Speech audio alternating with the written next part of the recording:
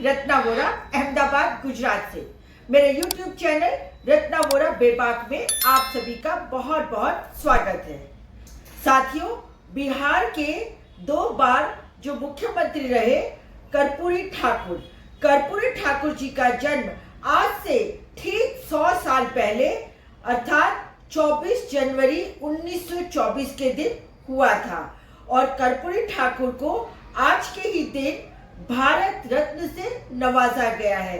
देश का सर्वोच्च पद आज के दिन उन्हें दिया गया है।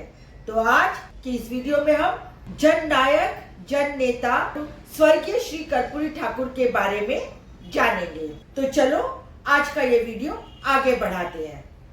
साथियों, कर्पूरी ठाकुर जो बिहार के 2 वक्त के मुख्यमंत्री रहे हैं, उनका जन्म 24 जनवरी 1924 के दिन बिहार के समस्तीपुर जिला के पितौजिया गांव में हुआ था।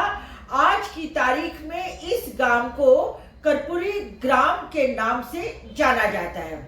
साथियों, कर्पूरी ठाकुर एक ऐसे परिवार में जन्म लिया था जो परिवार बेहद गरीब था और पिछड़ों में भी अति पिछड़ा जाति से कर्पूरी ठाकुर का परिवार था। अर्थात कर्पूरी ठाकुर नाई समाज के थे और उनके पिता उस्तरा और कैंची लेकर अपने पुश्तैनी धंधे में ही लगे थे और काम करते थे। और कर्पूरी ठाकुर जिस घर में पैदा हुए उस घर में बहुत ज्यादा गरीबी थी और बहुत ज्यादा परेशानियों के हालात में कर्पूरी ठाकुर का जन्म हुआ।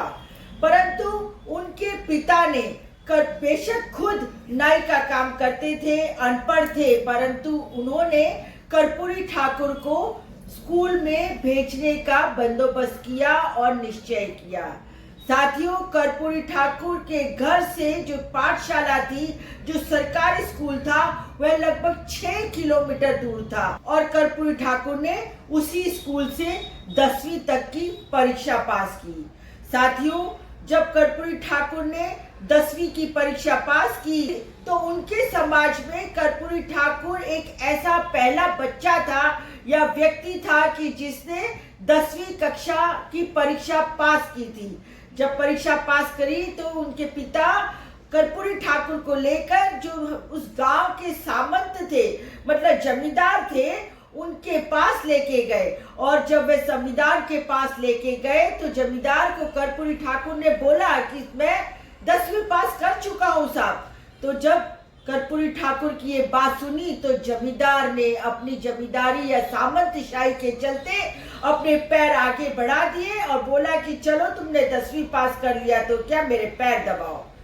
तो मतलब जो अंदर की मानसिकता थी, जो जातिवादी मानसिकता थी, इतनी गहरी थी कि एक सामंती व्यक्ति को, एक जमींदार को ये बात इतनी बुरी लगी, इतनी चुभ गई कि उसने उस बच्चे को एहसास कराया, जताया कि यदि तुमने 10वीं पास कर भी ली है तो हमारे सामने तो तुम वही गोकुल नाई के ही बच्चे हो जो गोकुल नाई पूरे गांव के बाल काटता है, उस्तरा चलाता है और कैंची चलाता है। साथियों, इस बात से आहत कर्पूरी ठाकुर ने मन में ठान लिया कि भविष्य में वो कुछ ऐसे मुकाम पर पहुंचेंगे जहां वह जो भी गरीब है, पिछड़ा है, उसको कुछ न्याय दिला सके, उसके लिए कुछ अच्छा कर सके। तो साथियों, कर्पूरी ठाकुर ने आज़ादी की लड़ाई में भाग लिया और आज़ादी की लड़ाई में भाग लेने के साथ साथ ही उन्होंने राम मनोहर लोहिया को अपना गुरु बनाया। उन्होंने राम मनोहर लोहिया की समाजवादी विचारधारा को अपने दिलों और दिमाग में उतारी और कर्पूरी ठाकुर ने अपना राजनीतिक जीवन प्रजा सोशलिस्ट पार्टी से शुरू किया था और पहली बार 1952 में वह विधायक जीत के आए। इसके बाद कर्पूरी ठाकुर 22 दिसंबर 1970 में पहली बार बिहार के मुख्यमंत्री बने और फिर 24 जून 1977 में दूसरी बार वे बिहार के मुख्यमंत्री बने। और जब वे विधानसभा में विरोध पक्ष में थे तो सबसे ज्यादा अगर यदि कोई प्रश्न पूछते थे तो 90% प्रश्न कर्पूरी ठाकुर के हुआ करते थे, सारे विधायकों के प्रश्नों को मिलाने के बाद। और जितने भी प्रश्न होते थे वह गरीबों के बारे में, पिछड़ों के बारे में, अति पिछड़ों के बारे में, आदिवासी के बारे में, दलित समाज के बारे में, किसानों के बारे में, मजदूरों के बारे में ही उनके सारे प्रश्न हुआ करते थे। और किस तरीके से उनकी आवाज को बुलंद किया जाए, वह अपने प्रश्नों के बाद उन पे अपना विचार मंथन किया करते थे। साथियों, कर्पूरी ठाकुर जब खुद पढ़ाई कर रहे थे तो उन्होंने महसूस किया कि उस समय जो पढ़ाई थी वो पूरी की पूरी अंग्रेजी माध्यम से होती थी और उस वजह से कर्पूरी ठाकुर को खुद भी बहुत तकलीफ हुई। और साथ में उन्होंने महसूस किया कि क्योंकि अंग्रेजी माध्यम से शिक्षा दी जाती है, इसीलिए जो पिछड़ा समाज का बच्चा है, जो पिछड़े समाज के, दलित समाज के, आदि समाज के जो विद्यार्थी हैं वो आगे नहीं पढ़ पाते हैं और पहली, दूसरी, पांचवी कक्षा मुश्किल से पास करने के बाद फिर वो अपनी पढ़ाई लिखाई छोड़ देते हैं। तो जब कर्पूरी ठाकुर मुख्यमंत्री बने तो उन्होंने सबसे पहले जो शिक्षा है उसका माध्यम प्रादेशिक माध्यम अर्थात हिंदी माध्यम से शिक्षा को देने की शुरुआत की। और उसके बाद से जो शिक्षा के अंदर ड्रॉप आउट रेशियो था वो भी तुरंत घट गया और अब बच्चे आगे और आगे पढ़ने लगे। पछात, शोषित, पीड़ित समाज के बच्चे भी अब आगे पढ़ने लगे। यह थी कर्पूरी ठाकुर की देन, जिस वजह से बिहार में आप देख सकते हैं कि हर बिहार का बच्चा पढ़ता है, लिखता है और आगे बढ़ने की कोशिश में लगा रहता है। साथ ही कर्पूरी ठाकुर ने भूमि सुधार के जितने भी कानून थे उन सभी कानूनों को लागू करवाने और गरीब से गरीब तक वह कानून पहुंचे और भूमि का आवंटन सही तरीके हो सके, इसका भी पूरा ध्यान कर्पूरी ठाकुर ने अपने समय के दौरान रखा।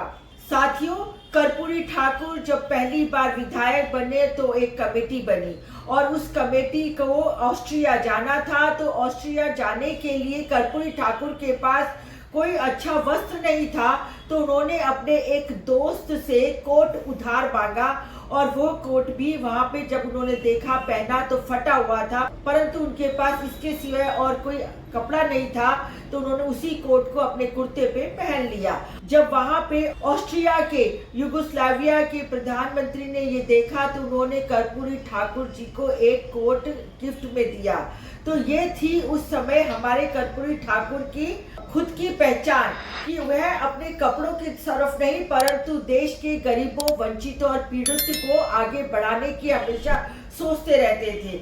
और इसी तरह 1977 की बात है, कर्पूरी ठाकुर और उस समय के जितने भी समाजवादी नेता थे जयप्रकाश जी की जन्म जयंती का उत्सव मना रहे थे और तब कर्पूरी ठाकुर दूसरे वक्त के मुख्यमंत्री थे, परंतु उनका कुर्ता फटा हुआ था और उनकी चप्पल भी कहीं से कुछ टूटी हुई थी। तो चंद्रशेखर जी जो एक समय भारत देश के प्रधानमंत्री भी रह चुके, उन्होंने अपना कुर्ता फैलाया और सभी साथियों को कहा कि आपको कर्पूरी ठाकुर के लिए दान देना है और उनकी झोली पैसों से भर गई और उसके बाद वह सारा पैसा कर्पूरी ठाकुर को दिया गया और चंद्रशेखर जी ने कहा कि कर्पूरी जी आप कम से कम इससे अपना एक कुर्ता जरूर बनवा लीजिएगा, अब आप मुख्यमंत्री हैं। उन्होंने ये पैसा स्वीकारा और उन्होंने कहा कि ये पैसा मैं मुख्यमंत्री कोष फंड में डालूंगा, क्योंकि जब तक मेरे राज्य के सभी लोग सुखी संपन्न नहीं हो जाते तब तक मैं अच्छे कपड़े पहन के क्या करूंगा। तो साथियों, यह थे कर्पूरी ठाकुर जिन्होंने कभी भी अपने वेशभूषा कपड़ों पे ध्यान नहीं दिया। और आज की तारीख में आपको तो मालूम है कि एक तरफ हमारे कुछ ऐसे भी नेता हैं जो दिन में 10-10 बार कपड़े बदलते हैं, ऐसे नेता हैं जो अपने नाम से लिखे हुए कपड़े पहनते हैं, ऐसे भी नेता हैं कि जिनके एक कपड़े, एक सूट की कीमत 10 लाख होती है, चश्मे की कीमत 1.5 लाख होती है, कलम की कीमत 1 लाख होती है और फिर भी वो अपने आप को गरीब नेता कहते हैं। आप समझ ही गए होंगे, समझदार को इशारा काफी है। इसलिए मैं यहाँ बात सिर्फ इसलिए कहना चाहती हूँ कि जो सच्चे जननायक होते हैं, जो जिनके दिल में सचमुच जनता के लिए पीड़ा होती है, वह कभी ये नहीं सोचते हैं कि उनका रख रखाव, देख दिखाव कैसा है। वह तो निकल पड़ते हैं अपनी ही धुन में अपनी प्रजा के लिए। तो साथियों, कर्पूरी ठाकुर को आज के दिन उनकी जन्म शताब्दी के 100 वर्ष पूरे होने पर भारत रत्न के अवार्ड से नवाजा गया है। तो आज की तारीख में कर्पूरी ठाकुर को जो भारत रत्न दिया गया है उसके लिए मैं उन्हें खूब खूब बधाई देती हूँ। और साथ ही साथ ये जो भारत रत्न दिलाने की जो मांग थी वो बिहार के हमारे मुख्यमंत्री श्री नीतीश कुमार की कई समय से मांग थी कि कर्पूरी ठाकुर जी को भारत रत्न देना चाहिए और आज उनकी इस मांग को पूरा किया गया है। तो ये बहुत ही खुशी का अवसर है। कर्पूरी ठाकुर जी के जन्म दिवस पर फिर से उन्हें कोटि कोटि नमन और वंदन करते हुए मैं आज की बात यही खत्म करती हूँ। साथियों, यदि आपको ये मेरा वीडियो पसंद आया हो तो मेरा YouTube चैनल रत्ना वोरा बेबाक को सब्सक्राइब कीजिए, ज्यादा से ज्यादा लाइक कीजिए और ज्यादा से ज्यादा शेयर कीजिए। और साथियों, इसके साथ ही आप मुझे फेसबुक, इंस्टा और एक्स पर भी फॉलो कर सकते हैं। फिर मिलती हूँ एक नई बात, एक नए विचार के साथ। तब तक के लिए नमस्कार।